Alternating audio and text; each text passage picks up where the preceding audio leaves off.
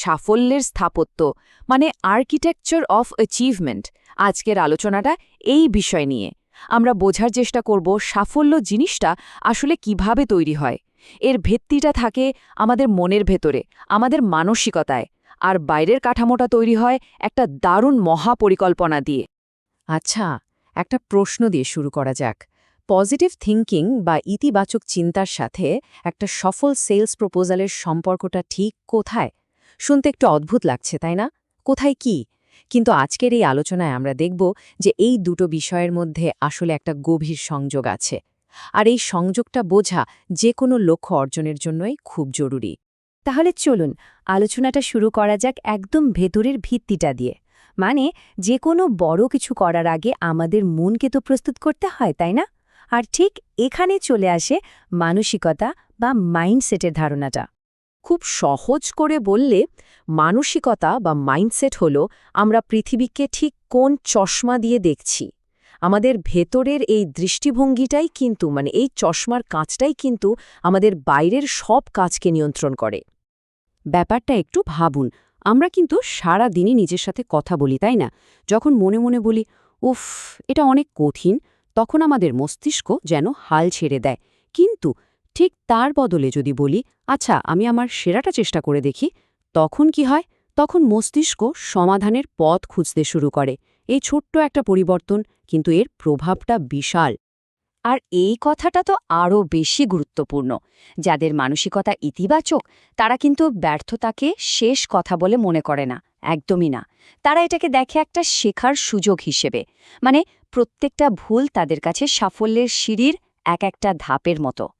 তো আমাদের ভেতরের জগৎটা মাইন্ডসেট তো প্রস্তুত হলো, কিন্তু শুধু মানসিক শক্তি থাকলেই তো হবে না, তাই না? এই শক্তিটাকে কাজে লাগানোর জন্য একটা বাইরের কাঠামো বা একটা ব্লুপ্রিন্ট দরকার। আর এখানেই আমরা সেলস প্রপোজালের মতো একটা দারুণ শক্তিশালী টুল নিয়ে কথা বলবো। একটা সেলস প্রপোজাল কিন্তু শুধু একটা দামের লিস্ট না, একদমই না। এটা আসলে একটা সম্পূর্ণ সমাধান। এটা ক্লায়েন্টকে একটা গল্প বলে। গল্পটা হলো, দেখুন, আমরা আপনার সমস্যাটা খুব ভালো করে বুঝি, আর আমাদের কাছে এর একটা দারুণ সমাধানও আছে। এবং সত্যি বলতে এই কাজের জন্য আমরাই সেরা। এই স্লাইডটা দেখুন, পার্থক্যটা একেবারে পরিষ্কার। একটা কোটেশন শুধু বলে এই কাজের জন্য এত টাকা লাগবে, ব্যাস শেষ। কিন্তু একটা প্রপোজাল একটা পুরো গল্প বলে, সমস্যার গল্প, সমাধানের গল্প আর বিশ্বাসের গল্প। বিশেষ করে নতুন বা বড় ক্লায়েন্টকে যদি রাজি করাতে হয়, তাহলে একটা ভালো প্রপোজালের কোনো বিকল্পই নেই।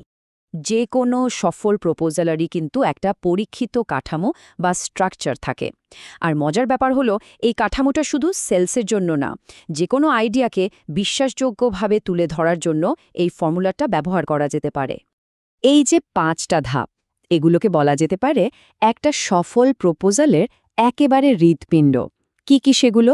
প্রথমে সমস্যা, তারপর সমাধান, এরপর অফার, তারপর মূল্য, এবং সবশেষে কেন আমরা। চলুন এবার প্রত্যেকটা অংশ একটুখানি ভেঙে দেখা যাক। এই প্রথম ধাপটা কিন্তু সবচেয়ে জরুরি। যদি ক্লায়েন্টের সমস্যাটা তার থেকেও ভালোভাবে তুলে ধরা যায়, তাহলে ধরে নিন অর্ধেক কাজ এখানেই শেষ। ক্লায়েন্ট তখন বিশ্বাস করতে শুরু করে যে হ্যাঁ, এই লোকটা বা এই কোম্পানিটা আসলেই আমাকে সাহায্য করতে পারবে।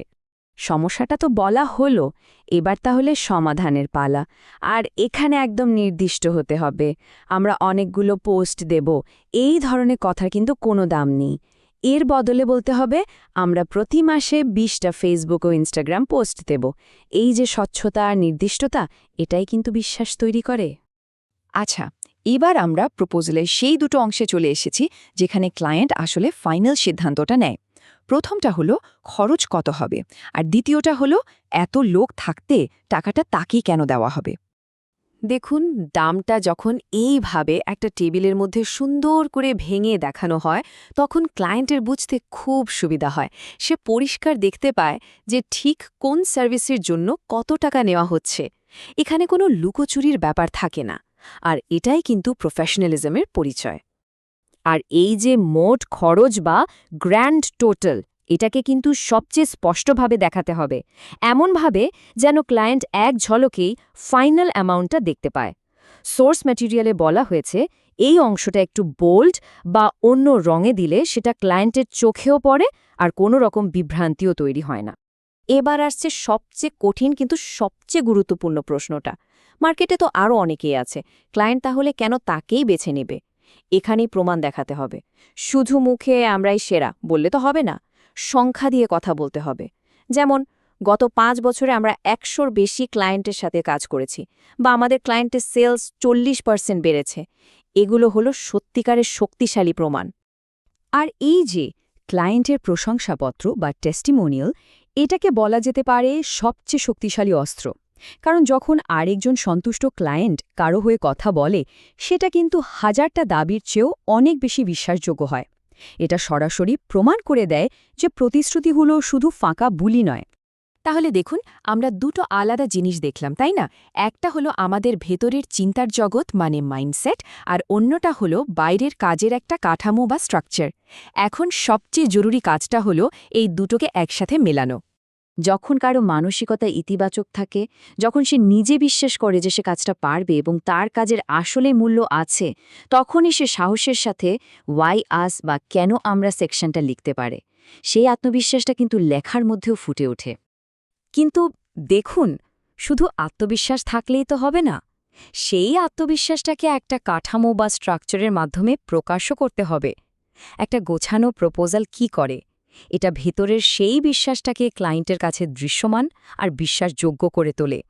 এভাবেই কিন্তু চিন্তাভাবনা আর কাজ একসাথে মিলেমিশে যায়। তাহলে আলোচনাটা শেষ করার আগে চলুন সবাই মিলে নিজেদের একটা প্রশ্ন করি। আমাদের ভেতরের চিন্তাভাবনা, আমাদের মাইন্ডসেট, সেটা কি আমাদের পরিকল্পনাগুলোকে আরও শক্তিশালী করছে, নাকি আসলে দুর্বল করে দিচ্ছে? কারণ দিন শেষে সাফল্যের পুরো স্থাপত্যটার ভিত্তি কিন্তু আমাদের মনের মধ্যেই তৈরি হয়।